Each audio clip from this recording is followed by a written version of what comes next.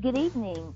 You have tuned in to Ties That Bind, and I am Paula, your host, and being joined by my co-hosts, James and Tiffany. And tonight we're going to be talking about health, bringing our health back into our community.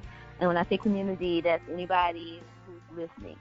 And so I'm going to turn it over to James and Tiffany because we're going to get right into the subject because we got a lot of stuff we got to talk about.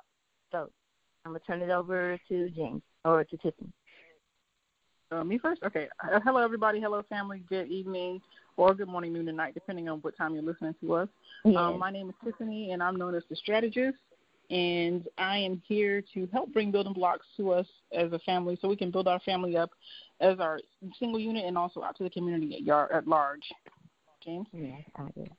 Hello, everybody. I'm James, and I'm known as the Bridge.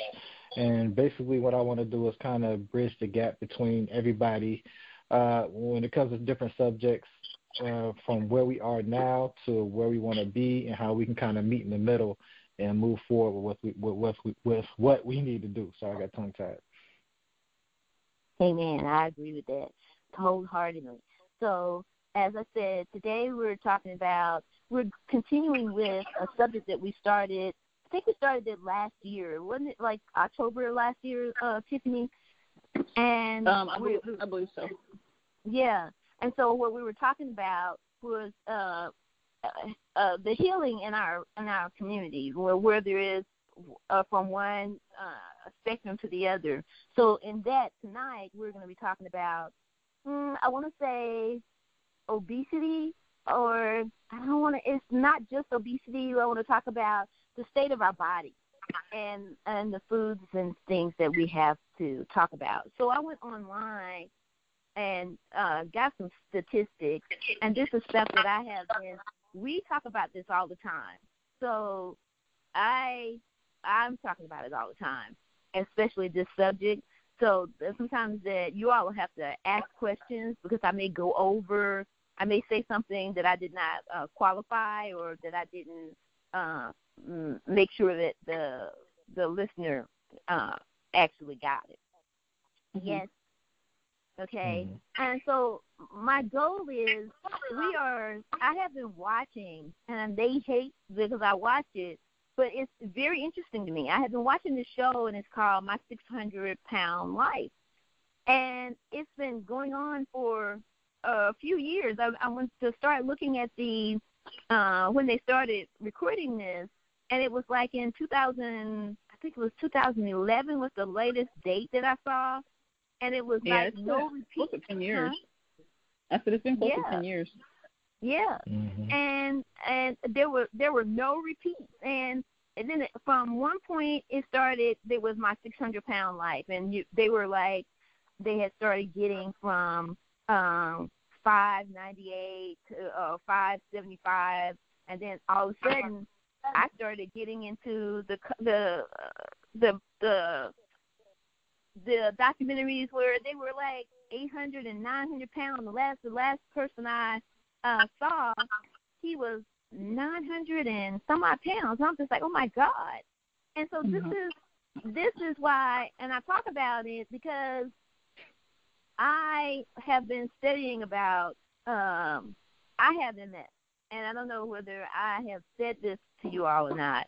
I know you and James know about this, Tiffany, but to the audience, I have MS. Now, and when I was diagnosed with MS, it was from years I found out that the doctors had misdiagnosed me. But I had never, I'd say about 5 years, but I had never in my life, I had never been sick. I haven't had measles, I haven't had mumps, I haven't had chicken pox, I barely got a cold, stuff like that. And then all of a sudden, I have MS. And so with MS, it was, first I was in total denial. I was just like, no, they're saying I had that, but blah, blah, blah, until I started doing my research. But with that, because you don't move as often, because I had started exercising, and I would get up in the morning, and I would exercise before I went to work for 45 minutes. And then at lunchtime, I would go and do another 45 minutes. I would get off from work, and I would walk from my my place to the gym and then walk again for like 5 miles, and then I would get back and do Taekwondo again. But at a certain point, because I am a calorie counter, and I'm trying to explain to you how I got to this, because something's not right. I'm a calorie counter, so I can tell you when I go to start eating something, I can measure out a teaspoon, and I can say that's going to be 50 calories. I can tell you how much a can of pop is going to be. It's going to be 120 to 200 and something. It's going to be this, that, and the other. But I think that, and I have been, and I am a, how do you call it? I don't want to me, because I've heard fat for so long, I don't want to make you feel uncomfortable, or fat is just the word. I am a foodie. I am forever a fat girl, and because I love food, and so with the love, I love certain types of food. But then I started looking. I'm just like, how in the world can your skin stretch to that point? I was just like, how did they get there? So I kept watching it, and then at a certain point, you saw their minds weren't there, and then they were eating this certain types of food all the time. A lot of it was fried foods, and I'm going to tell you about the fried foods, but we're going to talk about this. A lot of it was fried food. Some of it was processed. A lot, I think 98% of what they were eating was processed food. Mhm. And I was just like, okay. And I think the processed food is more dangerous than the fried food. Yes. And see, there's a different way that you can cook stuff, and you don't have to do this all the time. And then they're eating, but they were like eating it every day, and they were eating stuff that, I mean, they were eating cakes and bread, and now we look at the bread, and the bread is, and really we started studying about what the bread had in it when I was in college, that it was really basically, it had, what do you call that stuff, antifreeze. The chemicals that were in there, when you break it all down, it was antifreeze and other stuff, because it's poisoning us. And so a lot of this, it's not because we're basically, fat has been around, being overweight has been around for forever, and overweight is subjective of who it was. I remember I was reading something in the Bible about Deborah. She was, I think she was a queen or something in there, but they had gone to kill somebody, and they took a sword that was really, really long, and he made sure that he made it very, very long. And when he got there to kill the guy, because they, anybody that you were sinning as you had to kill him, and he went to stab him.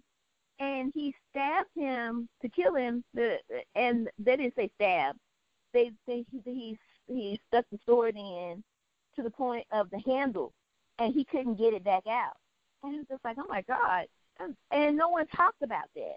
And so sometimes we see things, and we have to, I say, what I had to start doing, because I have been overweight. I started out as a little girl, and all the way through elementary school, I was just a normal-sized child. And I don't know whether it was through the stress and what was going on and the food that I was eating. And all of a sudden, I think the highest that I got, I remember the last time my dad took me to the doctor, I asked him, and I said, I want to lose weight because, people make fun of you, then you want to wear certain things and you can't find it.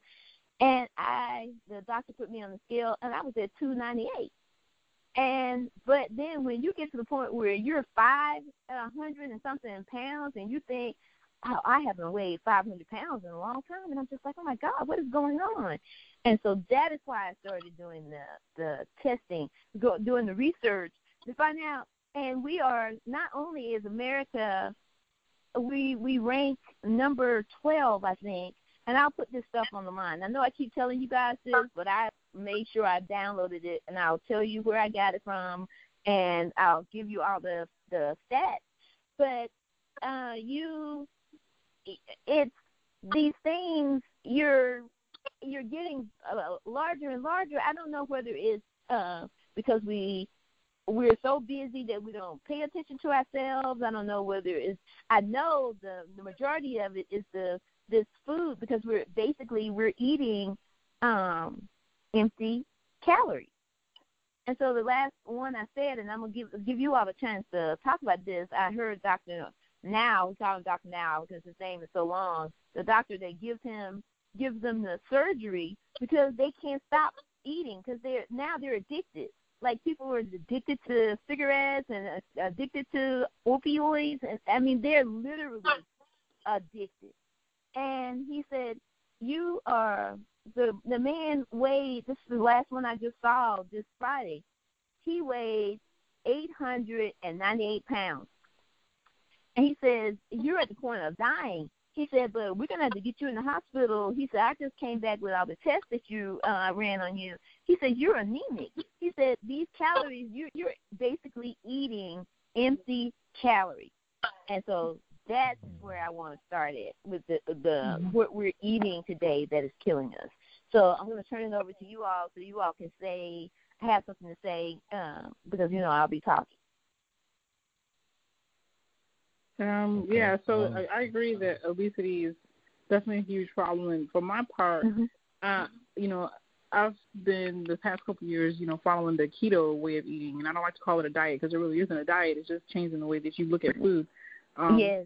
I tend to eat more higher fats, kind of moderate proteins, and very, very low levels of carbohydrates. Because really what it is that makes people fat is sugar. I mean, calories are calories. And you can't just eat thousands of calories a day. But if you cut out your sugar and eat moderate, cut out your carbs and eat moderate, amounts of food, you won't weight becomes a non-issue. Right. But I've seen that show that you're talking about. It is amazing how people can get that way, but they don't get that way by themselves. It's kind of a community of people that kind of help enable them to get to that point. Because at a certain point, someone's bringing you food. You can't get to the kitchen if you can't get out of bed. Because they're bedridden. I mean, to the point where somebody has to literally take them, and then they still won't stop eating. And at that point, it's a mental thing. I'm sorry, James. I sound like you're trying to say something. I'm going to stop. No. I was about to say exactly what you just said. At some point, it becomes a mental thing as well as an addiction as far as you believing that this is what you need. And then, of course, people go through different stages, whether it's depression or whatever, and they feel they need food to satisfy that feeling that they have of being depressed or, like I said, whatever the issue may be. Right. So, I think it is a very serious subject, and watching what you eat or dieting, which is the same thing as just watching what you eat, is important, and knowing what's in the food is even more important. Right. And you have to, and I think we have gotten so comfortable with fast food.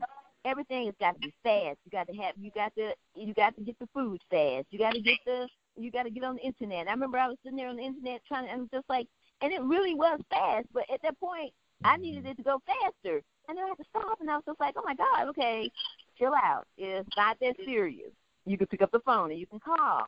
But at a certain point, we have to stop and just breathe and just figure out where we are. And I'm where I'm coming from because Tiffany and James have never been overweight. I have been overweight. And at a certain point, people... I don't know. I have been overweight at one time. That's when I started eating keto because I had gained. I had gotten over 200 pounds. Because you were pregnant with...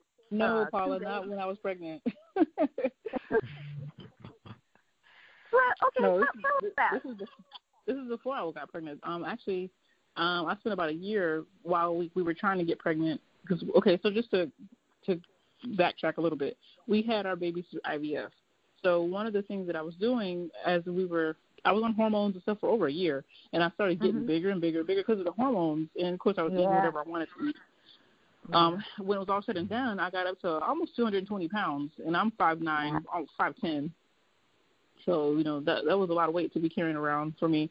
So Right. one of my holistic goals when we were trying to get pregnant was to, I set holistic goals for myself. I said, do more self-care. So I was getting acupuncture, I was getting massages. Also, I increased my water intake to like a gallon or more a day. And then I decided I wanted to get my weight back within a healthy range. So Right. I ended up I started keto on Thanksgiving. I think it was 2016. And then by the end of January, I had lost like 25 pounds. And then Oh, wow. when it was all said and done, when I got comfortable to where I was, I think I had lost like 43 pounds. And I could have lost more, but I was happy with where I was at, and I didn't want to lose any more weight. And then that's when we ended up getting pregnant. I think I got down to like 176. And that was good for me. That, Tiffany. Oh, I'm sorry, James. Go ahead.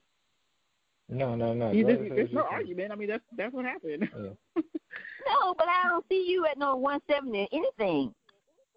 Well, that's your opinion, but that's not what the scale says. I'm like 186 now. Yeah. Okay, I'm gonna stop. Go ahead, James. I'm sorry. Go ahead. I'm gonna say what I got to say in a minute. No, I mean, there's several reasons why you can start to gain weight or become fat or obese. For me, again, when it comes back to the food, I think that we have gotten so far away from food being natural, and not just natural. I mean, natural food, of course. Yes. We got so far away from food being natural. I think we're used to, and I think this goes for just about everybody, even though not everybody is obese, but everybody is used to like a lot of sugar in their food. Oh, and yeah. Just about everything that we eat contains some type of sugar in it. Right. It's very hard to get away from food with sugar in it.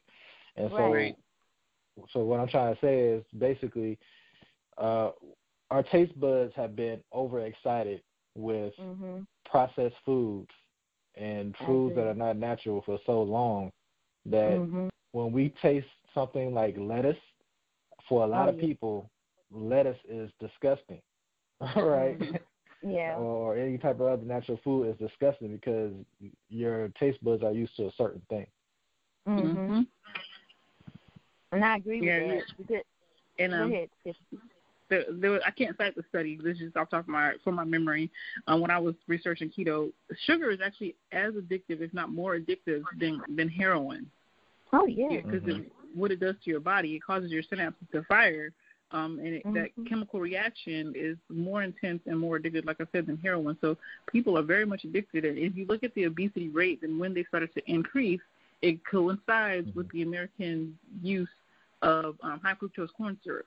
Whenever they started introducing sugar into the diet, and it's in everything. I mean, it is in everything. Even ranch dressing is full of sugar. I mean, even when you find something that says low fat, it's low fat. They take the fat out and then they put more sugar in to make it taste good. And what you don't realize is fat is actually healthy for you. Fat is actually more healthy for you than sugar. Exactly. And your body can fuel itself on fat more efficiently than it can on carbohydrates. They don't tell you that because there's more money in sugar. Yes. Because it's a cash crop. But if you look at the studies, you can see that the correlation of American obesity began with the introduction of sugar into the diet. I believe that because when I was doing the study, do you know that they say that 66% of all adults in America are overweight or obese? And I thought, wow, and I was thinking about that because my thing was when I started, when I started getting the medicine, and I'm not telling anybody to stop their medicine. I'm telling you to be conscious of what you're putting in your body.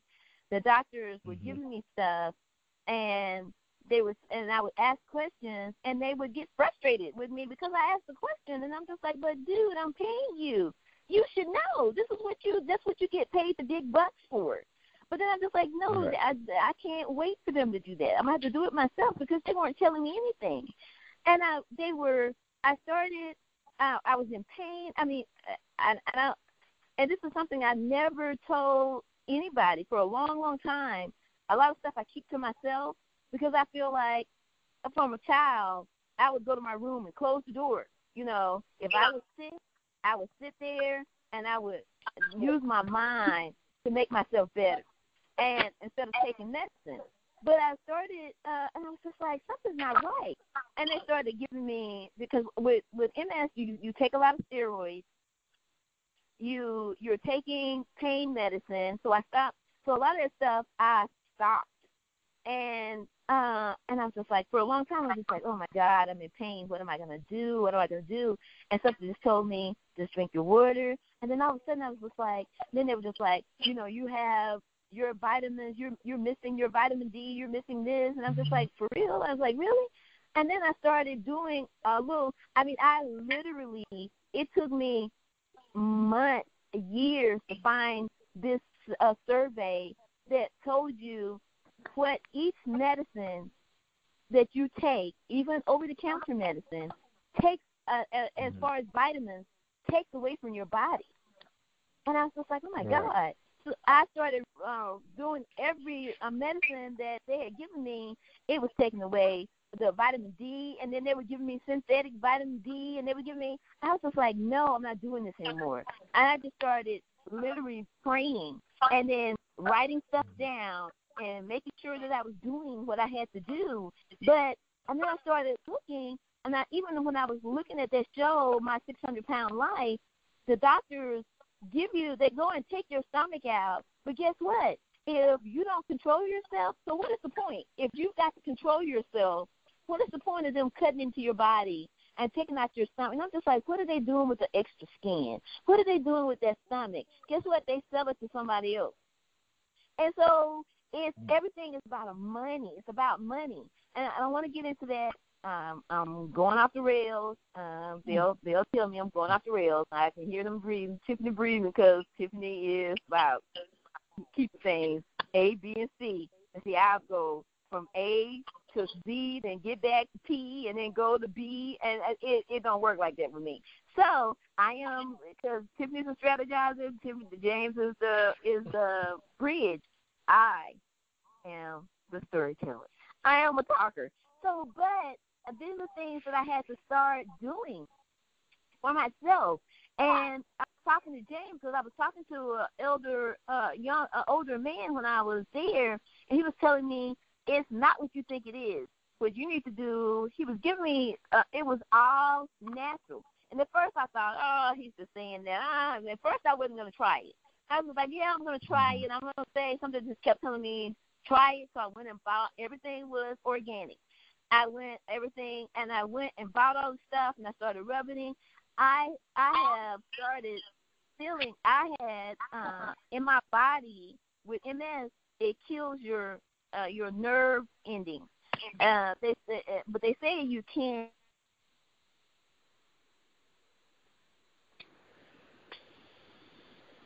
Hello? I think we might have lost Paula's connection. Hello? Yep. She lost connection. Okay, we'll give her a second to go back in. There she go. Yeah, she just hung up. But yeah, but going on that, that's why I think it's important to look for a natural solution, because like we don't know what we're putting in our body, and we don't know exactly what it's doing to us while we're eating these foods. So when you go back to Hey, I'm sorry. That's fine. Yeah, you got cut out. I'm just trying to fill in the gaps right now. But yeah, go ahead. But yeah, when you look for more natural remedies for things, and I think this includes obesity, because I wasn't talking to a lady, but I was hearing a story the other day about a lady who had diabetes, and the guy that Paula was talking about was giving her a whole list of natural ingredients that she had to eat, and she didn't like it, right? But she started losing that weight, and she's starting to feel a whole lot better because she's putting real food into her body and not processed stuff. And it's funny because you don't realize how bad you're feeling until you feel better. So exactly. I challenge you to, start with something simple, just by drinking more water. Increase your water intake. If you drink your weight in water for 1 week, and then the next week stop for a day, you'll feel the difference. You'll feel how different your body feels, and that'll let you know that it does actually help you. And it's the same thing with eating whole food. Cut out some people cut out one soda a day, or cut out all soda for a week, and then try having the soda the next week and see how much different your body feels, because you get so conditioned to having. Right, you get so conditioned that you don't realize that it's making you sick, and you feel bad, you feel sluggish, you feel tired, and you think the solution is to drink another soda, when in actuality that's what's making you feel that way. Exactly. Right. And when you stop drinking those sodas and you start back to drinking them, it's going to be like it's so sweet that it's bitter. And that's people, what do you call it when they call it I'm keeping myself in a job, I'm keeping my money. They're keeping their money coming through. And if you don't think for yourself and this natural stuff, I can't believe it's not butter. Yeah, you can. And you can believe it ain't butter. Stop using that stuff, and then start paying attention, because it's one thing that I had to realize, because I grew up with my mother, my grandmother, and they always used butter.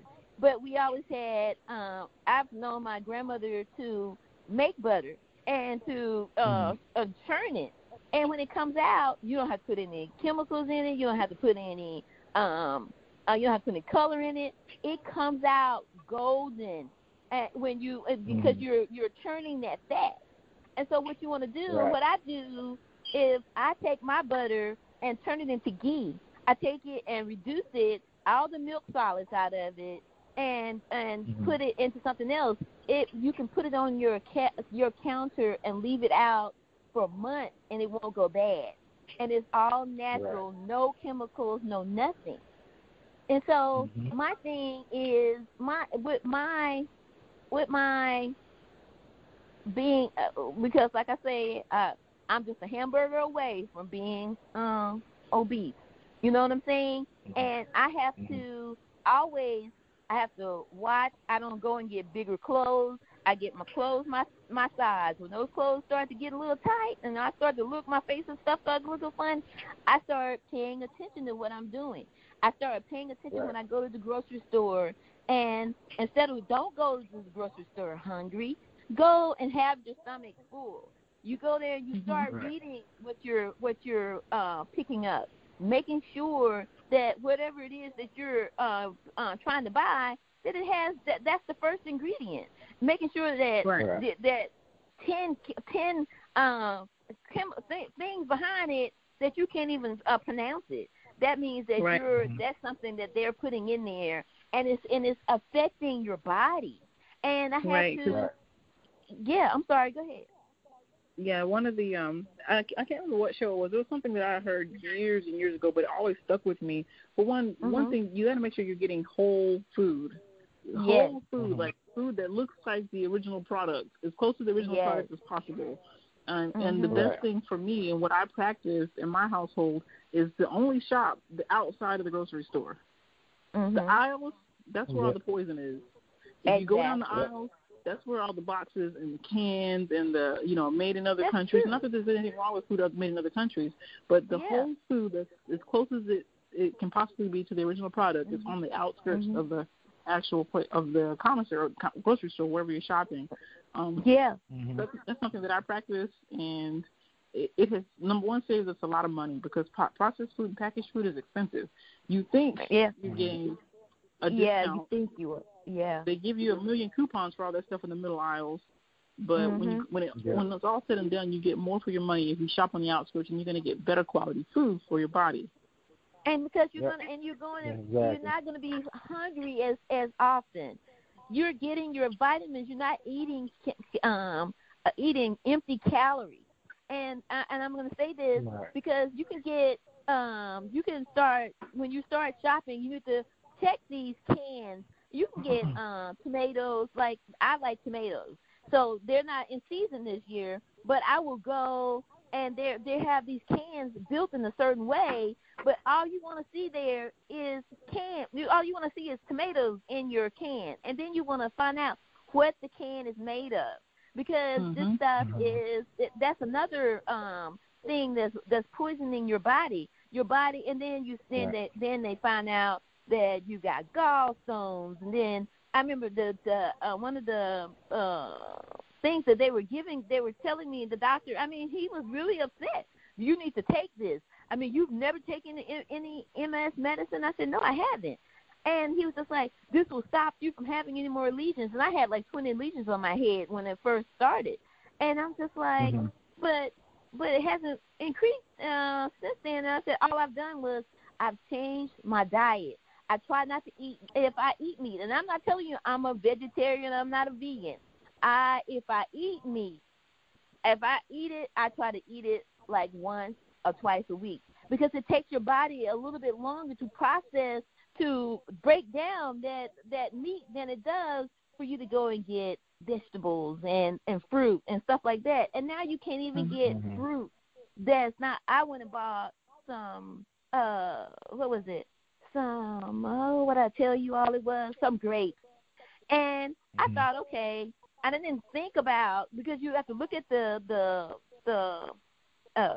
CPU, the whatever the little code that's on there. You have to read it. If one you want it to start with 4, and you don't want it to be 5 numbers. You want it to tell you that you want it to make sure that you are not getting that what do they call it then, James? That I forgot what the name of it is now. The GMO stuff. Medically modified. Yes. I went and got some grapes, and I had made a mistake and dropped them on the floor. And I went to Sweet one day. I picked some of them up like a couple of days after that, and maybe like a week. I went to Sweet, and the grapes were still there. Do you know those grapes had not changed at all? And I was like, oh, my God, I should have checked it. And I was wondering why they were so sweet, because they make it so, because when you eat watermelon, you don't have to constantly drink a lot of water. Certain fruits are going to give you your H2O that you need for your body. And you're going to have that the sugar is not bad for you. It's that processed sugar that processed stuff that's killing you. And we're saying this, not that I'm saying this as a former, I can't even say former, I was a former obese girl. I ain't obese anymore. But I have to constantly watch my weight. I have to constantly watch what I'm eating. I have to constantly make sure. Now, sometimes I'll get up.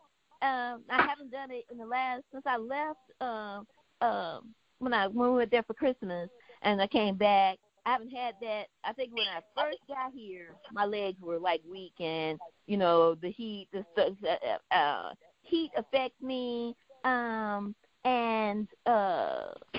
what is it? Stress. Stress is a killer for people with MS. And so, and when the gentleman who had told me what to do, and I went and got it, and I started seeing things differently.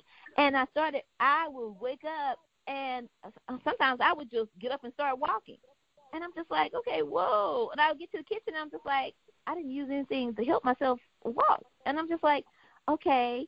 And one, it's a mental thing, first and foremost. And then second, it is, I don't feel that pain is not there constantly to remind me something's wrong. That my muscles and stuff are not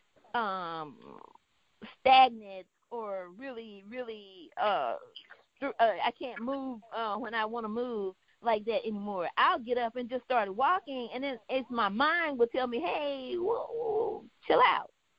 So we have to, I'm saying this because I am talking, but I'm talking to myself as well, because these are processes that you have to go through on a daily basis. This is something you have to do daily. You have to be mindful of, you have one body, and I'm sitting here and I'm looking at those people, and they've lost weight, but the doctor has, and then they've cut your your intestine out, and then they've did this, that, and the other. There's certain things you can't even think about eating anymore, even if you had a craving, because you're going to get sick and you're going to start throwing up.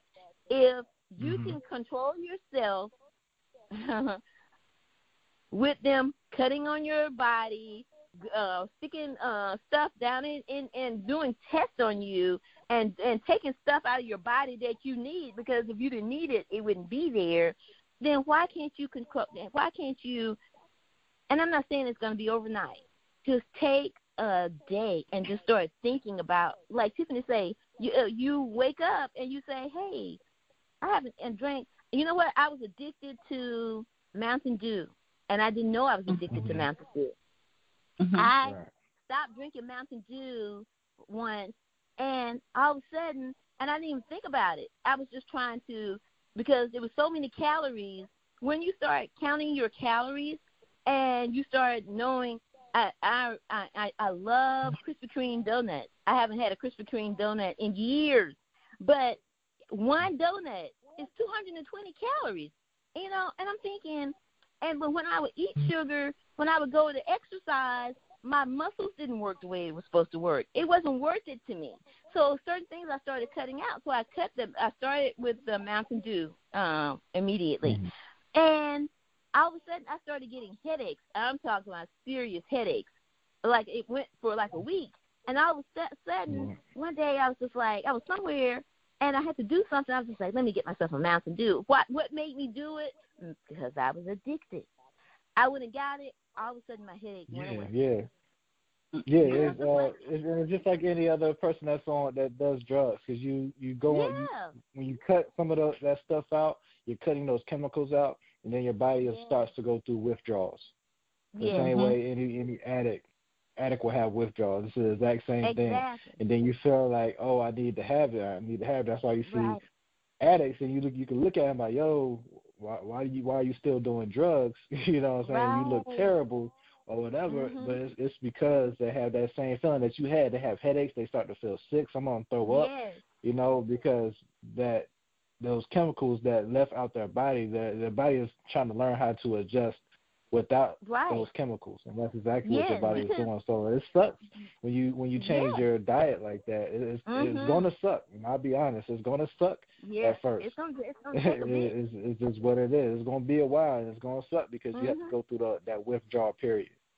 Exactly. And that's it. And honestly, you can cut those things out cold turkey, but you can also take it a little slower and just be a little easier on the, you know, because it is hard to stop those habits once you form them. And it is a chemical addiction. And I have seen people have the debilitating headaches and stuff like that from stopping caffeine and stopping those things cold turkey. So if, let's say you're drinking 3 Mountain Dews a day, start out this week substituting one of those with water.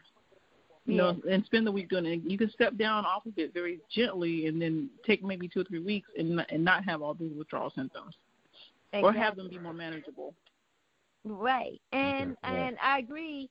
But when you give yourself a cleanse, you know, and I'm not talking about what they tell you to go and buy. I'm talking about go and get you some water, some bottled water that doesn't have any chemicals and stuff in there. Go and get you a nice organic lemon.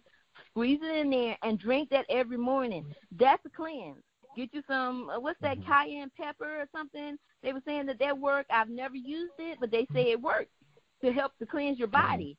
Start doing that, and after a while, you won't even, I have not eaten meat in 3 months.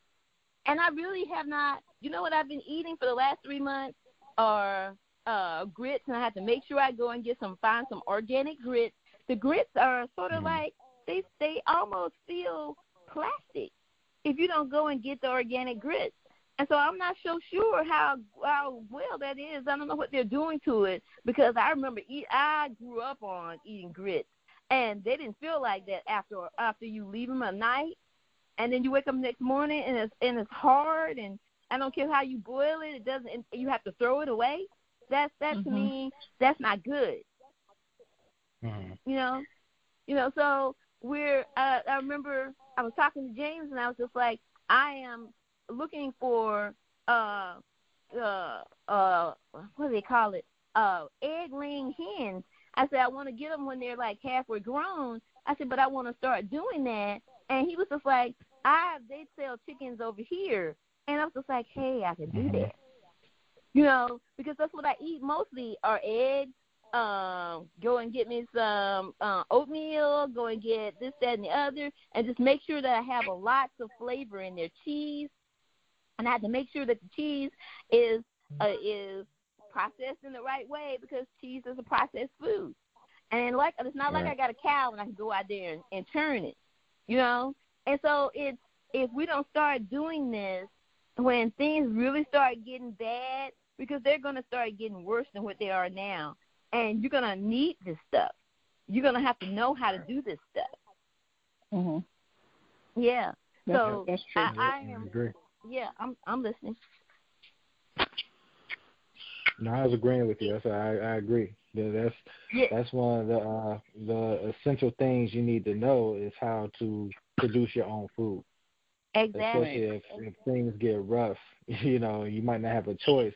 But if you've been spoon fed your whole life, you know, how are you gonna know, you know, how to produce? I know they have some teachers, they have some classes here, in DC where they teach kids how to walk around the city and find plants that are actually edible that you can eat and live off on within the city. Yeah.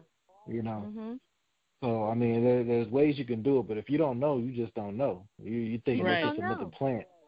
Right. And I think people, you know, there's kind of a stigma against people that are quote unquote doomsday preppers.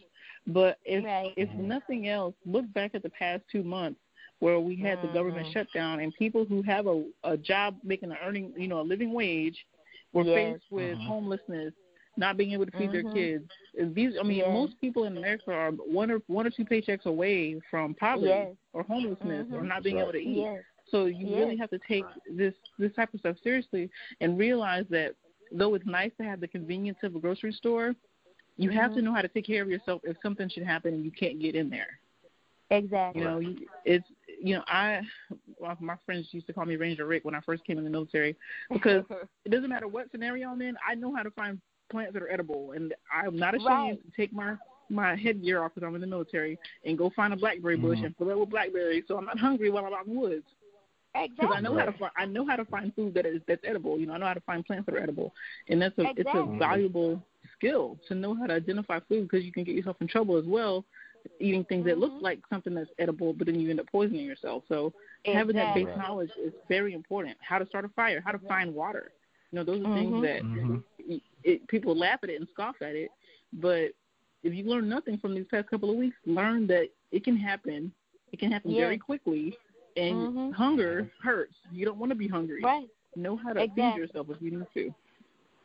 But just think, if you're accustomed to eating, they're telling you, and it's not necessary. The doctor was telling me, oh, you just eat once a day. I said, yeah, I just eat once a day. That's not good. You're going to end up in the hospital. And I said, but I've been doing it for 2 years. And I said, I've been doing it for 3 years. I said, and you have taken my blood, and you know I'm not anemic. You know I'm not this, that, and the other. And he's just looking at me. And I'm like, you're a doctor. I was just like, how do you? And I'm just like, okay, I love him. He's a good doctor, but I do not. I don't put someone else's. What is the word? Someone else's. I don't put someone else over opinion of my body over my opinion, and I've been with it all my life. You know what I'm saying? Right. I can tell you, and then when you get to the point where I'm telling you that I'm feeling like X, Y, and Z, well, that's not, that's just normal. No, that may be normal to you. I'm telling you this is not normal for me. And they're stuck there because everybody's getting so sick. I go to my doctor because he's a good doctor. His office is there's not a place in there to sit, and he's there from 6 in the morning to like 5 or 6 in the evening. It's just you can't take care of that many people. And so, and just like Tiffany was saying, we grew up playing outside, but the kids aren't growing up playing outside anymore. They have this And what's going to happen if I was here one day and my electricity went off, and my dumb mind, I'm just like, okay, I'm just going to get on there because I have satellite internet. I was just like, oh, I'm just going to get on my computer and then pull up the internet. I'm just like, I can't do anything without electricity, you know. Right. But I had to start reading something, writing something. When you are not teaching your children, this is why God tells you to tell your children so that they can tell their children, so on and so forth. This is why He tells you to teach. It's a everyday thing, teaching your children things. And when all we have now is the iPhone. And they're like, it may take $5 to put an iPhone together, but guess what? They're charging you $1,000 for it. Right. So right. it's something that we really have to start thinking about. And I'm not saying that technology is not good for us, and to a certain point, but it shouldn't take over your ability to know right from wrong, for your ability to what is the word? Just your intuition. That's the word I'm looking for. It shouldn't take over your intuition. You know, and after a while, we're going to become just mindless drones. And I agree. I agree with that fully. If you don't know, get the knowledge so you can teach the next person, you know, how to develop their own produce, their own food.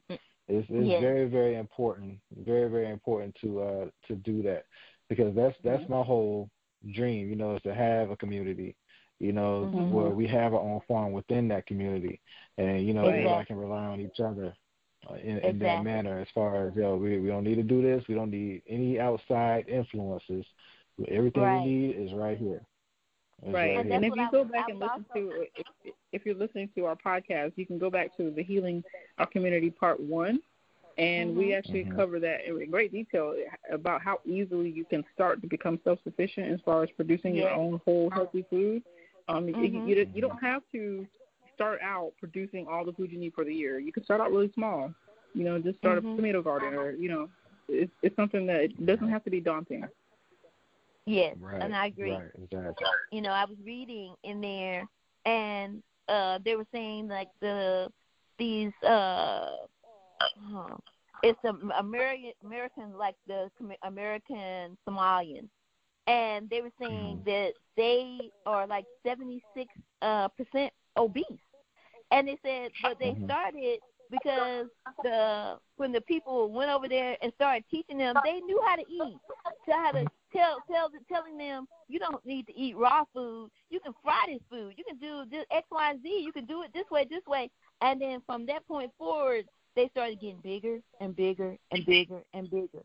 And just like what we're doing, we want to go to McDonald's. We want to go to Burger King. We want to go to and you don't know what you're eating anymore. You know, it's and you don't know who's fixing it. You don't know who's preparing it for you. You know, the bulk of your food should be made at your house. Now, you can go out and eat every now and then if you know where it's coming from, but the bulk of your stuff, it should be where you made it. And some of these kids don't even know what it even. I went with my nieces and nephews, my Reginald's kids. I remember they came over to once when I was in Maryland, and I was cooking something. And it was, to me, it was just simple stuff, and I thought they weren't going to eat it. And I had cut up some tomatoes, some cucumbers, and some onions.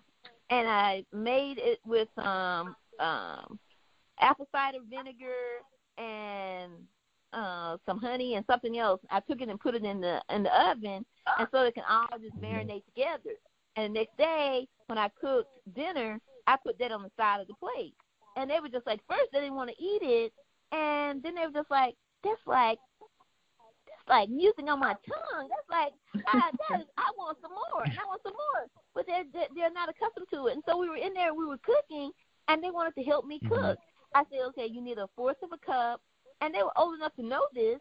But because we're so busy, because the world makes it so busy that we don't have time to go out and to teach our children. They didn't know what a fourth of a cup was. They didn't know what a teaspoon was.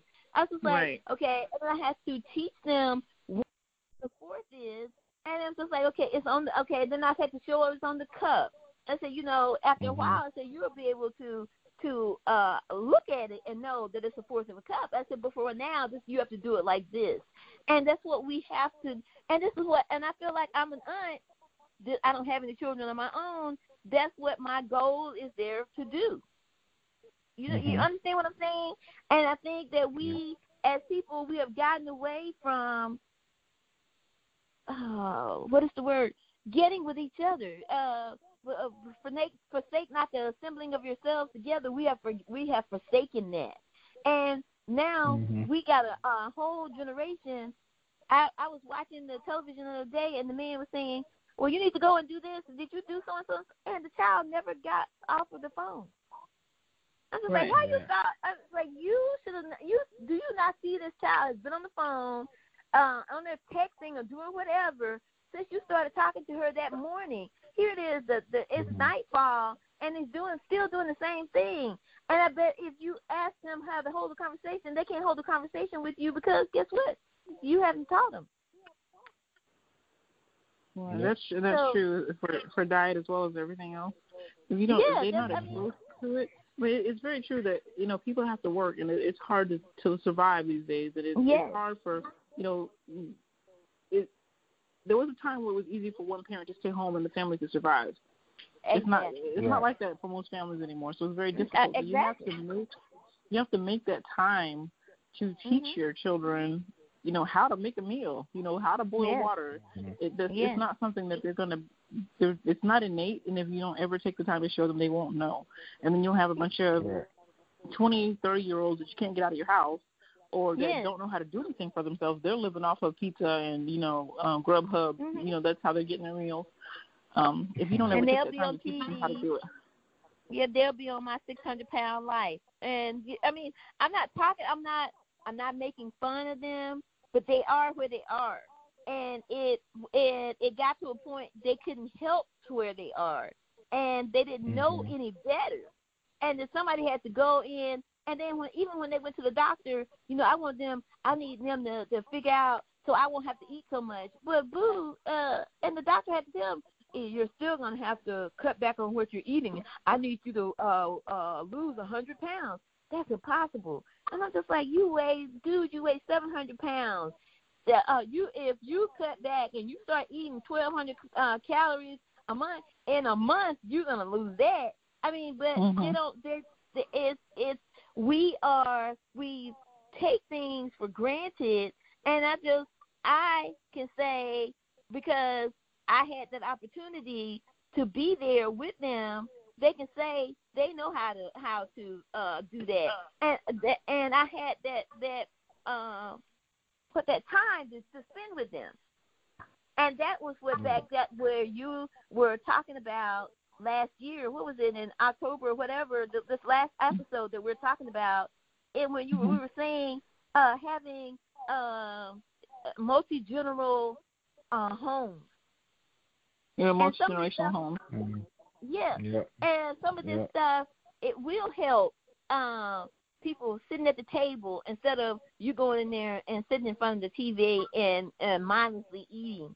Sitting at the table and having a conversation. What did you do today? What happened? What you did? So this should be parenting 101, but because life has gotten to the point where you don't even have a chance to even think anymore, and they make it that way on purpose. And I don't want to get into religion, but steal, kill, and destroy. And we have to always pay attention to that. And when you have that opportunity to do something to help someone, you do it.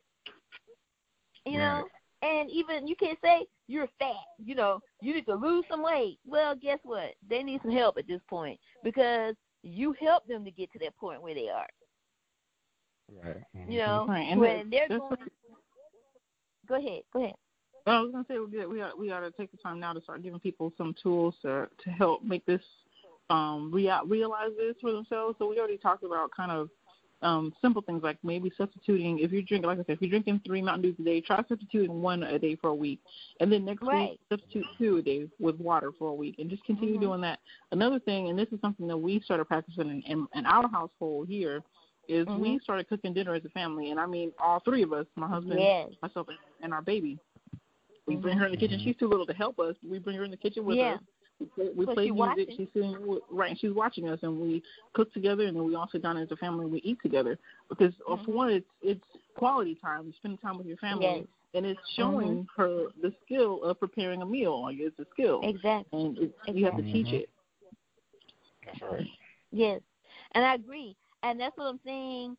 That having that family together. If you have to get a bigger house and everybody being there, have that together. You know, y'all start doing that, and that's a long way down the road. And I know that's further than substituting water for Mountain Dew, and I think that's probably going to be harder than anything because I was addicted. I didn't know. I mean, it was months before I got that out of my system, and so this stuff that we're taking it's going to feel like that you're killing, that you're dying, and I can't take it. And you'll take one smoke. You'll take one drink of Mountain Dew. You'll take one, and then you'll feel so much better. And then you'll think, okay, that's your body is getting back acclimated to that because that's what it has destroyed in your body. And so you just have to do that. And I agree. Go ahead, James. I'm sorry. No, go ahead. Finish what you're saying. No, and I agree with what Tiffany was saying. Just take it a step at a time. Take it. Just get up in the morning and get a bran muffin, or get a bran muffin and put some blueberries in it. That is very good for you. And eat that in the morning and drink some water. You know, and then instead of trying to eat all this craziness, and then in the afternoon you eat your heaviest meal, and in the evening you eat something else light, and just start finding getting a book that you can start checking your calories, and I encourage that because to me diets don't work for me. I have to know what I'm putting on my plate. I have to know what I'm getting in it. I have to know. I have to be in the know. And so I bought a book a long time ago. It even gave you fast food calories that's in there. It gives you right on down to the blueberry with the sugar level in it and what all of it has in it. So, and even what you drink, you write that down. And there's a thing that shows you if I'm 200 pounds, how many calories, and if I'm 200 pounds, and how many calories that it would take to maintain that 200 pounds.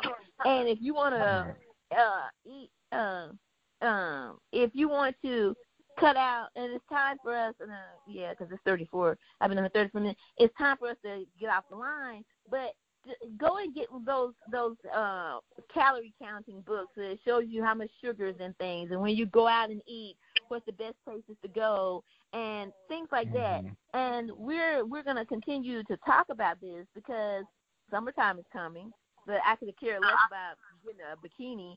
I'm worried about I've heard a lot of people say this, and I'm going to say it and I'm going to leave it. I said, well, you're going to eat that. I said, stuff is going to kill you, and we're all going to die from something. So I might as well eat what I want, but you don't have to die miserably. You know, you don't have to die. You can't open your mouth, or you can't move your legs, or you can't. And there are people that can't move their legs, but they're at peace. You don't have to do that. And so I say this, and just to get yourself and I'm going to turn it over to James and Tiffany, that you start writing things down.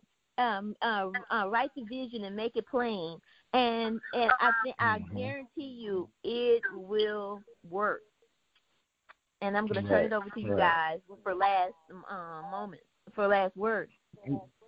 Yeah, I mean, all I have to say is just pay attention to what you're eating and Mhm. what's in the food. There are other options again than what's in a normal grocery store.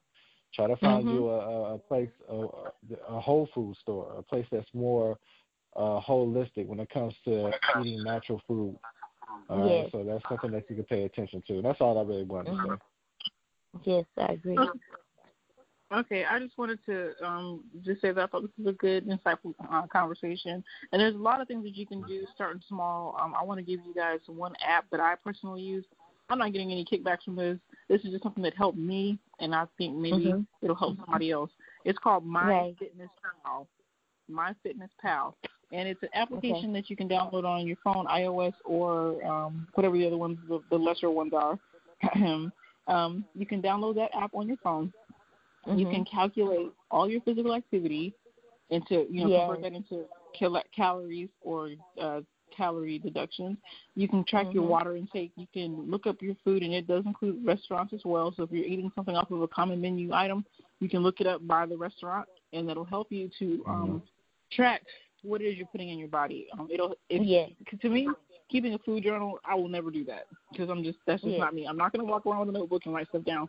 But it was easy for me to have my phone out and just type in, okay, I ate, I don't know, a Chick-fil-A sandwich.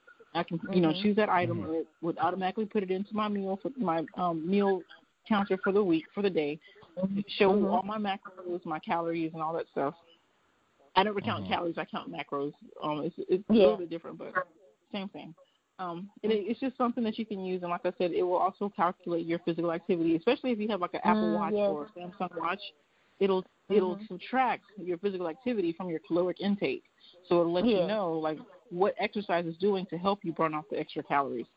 So Yes. it's a simple tool. It's called MyFitnessPal. Like I said, you can get it in iOS Mhm. store, or I don't know where Samsung people get their apps from, but that place. There you go. Google Play, or I don't know. you, You can find it you there. know, I don't know. I agree with what you're saying, and I remember when you said that, it reminded me. A lot of people. I have Excel. I made an Excel sheet of how many calories where I was right then, what my weight was, and how many calories would Mm-hmm. it take for me to maintain that weight. And every Right. 500 calories you take off of that, you're going to take off 2 pounds a week. And then you can calculate, and at the end of the week, you write down, and you don't have to physically write it down. I have a phone that all I have to do is press a button and record. Okay, it is 12 Mm-hmm. so and so today, and I am at McDonald's and I'm eating blah blah blah blah blah, or I'm at the store and they have chicken and blah blah blah blah blah. You can have that when you get back home. I'm trying to keep you from spending so much money. You write, you Mm-hmm. type all that stuff in your Excel sheet, and then calculate it, and how many pounds you should have lost that month, and just Right. weigh yourself once a month. Don't do it. I was in the thing of weighing myself every day. Do it once a week or once a month, and just once Right. every 2 weeks. Don't do it all the time. Go ahead, No. I do want to say you can find MyFitnessPal in the Google Play Store as well. I just That looked it up. Tim. Tip, Yeah, I was just agreeing with James because I didn't James. know what it was called. I think we missed him. When, maybe he'll give me the stuff and I'll put it on the site as a No, he James. said it. He said it. No, I said it. Yeah, it's Google Play Store. You can find Oh, see, I didn't MyFitnessPal hear it. on I Google didn't hear it Play at Store. all. Yeah. Oh, okay, Mhm. okay. So yeah. So we're going to we've been on here, and it lasts longer than we think it's gonna last. But I enjoyed talking with you guys. I hope you enjoyed getting the information from us. This is not going to be. We're going to have a part 2 because there's other things that we want to put into this and talk about. And I hope you all have a blessed week, and that everything goes well with you. And I'm going to let them say the salutations, but I love you all, and I hope everything is well. James Tip? Oh, yes, I just want to take the time to thank you all again for joining us. I hope you were able to find a little bit of something useful in this conversation so that you can start making positive changes in your life or to continue making changes in your life. As I always say, you can reach out to us. If you hear us on Podbean, you can always make comments there. We also have a Facebook page, Ties That Bind on Facebook, and a website, tiesthatbind.com. So please hit us up there. You can email us directly. You can put comments on any of those sites. Tell us your own story. We'd love to hear from you. Yes. Yep, absolutely. Okay. And, I feel that in this life we're taught many things, but I challenge you to find what matters the most, and that's masters. And that's basically knowing yourself. And watching what you eat and what you put in your body is part of that process. So know your past so you can operate in your present to secure your future you always dreamed of. Thank you. Yes. And be blessed, and you all have a wonderful evening, morning, night, whenever you're listening to this. And good night.